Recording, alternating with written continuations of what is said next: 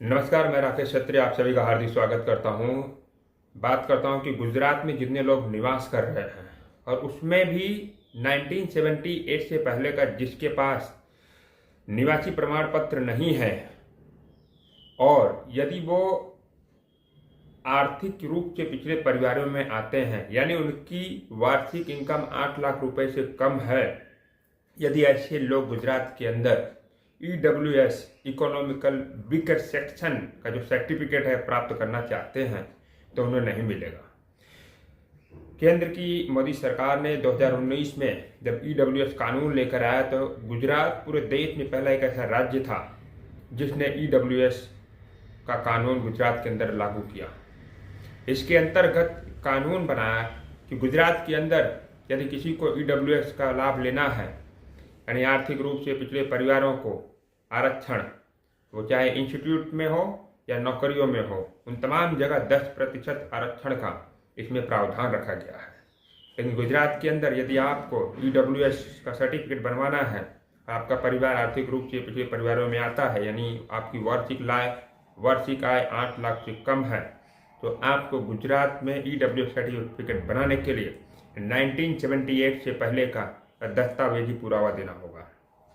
अब सवाल उठता है कि जब हम विदेशों में जाते हैं, मैं बार बार कह रहा हूँ, परप्रांतियों से, खास करके परप्रांतीय समाज जो भी गुजरात के अंदर निवास कर रहे हैं, चाहे वो केरला से है, तमिलनाडु से, महाराष्ट्र से है, यूपी, MP, राजस्थान, किसी भी राज्य से गुजरात में आकर निवास कर रहा है, मैं उन तमाम से अपील करता हूँ कि जब हम किसी विदेश में जाते हैं तो वहाँ पर 10 साल रहने के बाद वहाँ की हमें PR मिल जाता है, वहाँ की नागरिकता मिल जाती है। नागरिकता का मिलने का मतलब है समान अधिकार, समान कानून।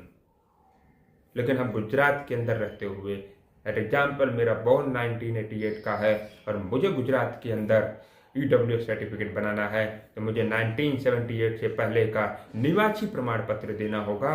ये कहाँ का न्याय है? जिस समय बीजेपी सरकार ये कानून लेकर आई, जिस समय बीजेपी सरकार ने संसद के अंदर EWS कानून या प्रावधान जो पास कराया, उस समय गुजरात के अंदर भी बीजेपी सरकार थी। मेरा सवाल है, ऐसी असमानता कानून क्यों? समान, सभी के लिए समान नियम, समान कानून हो। मैं चाहता हूं, मैं सरकार से अपील करता हूं कि गुजरात सरकार से अपील करता हूं कि आप डोमिसाइल बेस्ड आरक्षण रखिए। जिनकी वार्षिक आय 8 लाख रुपए से कम है, ऐसे आर्थिक रूप से पिछड़े परिवारों के लिए डोमिसाइल बेस्ड रखिए, अथवा तो बॉर्न बेस्ड रखिए, जन्म आधारित रखिए। मैं जितने भी परप्रांतीय समाज गुजरात के अंदर निवास करते हैं, मैं आप सभी से अपील करता हूं कि आप अपने इस अधिकार के लिए आवाज़ उठाएं। 1978 से पहले का निवासी प्रमाण पत्र कहाँ से हम लेकर आए? ये बड़ा सवाल है, बड़ा मुद्दा है, बड़ी बहस की बात है और हम सबको इस बहस को लेकर आगे बढ़ना होगा। जय हिंद।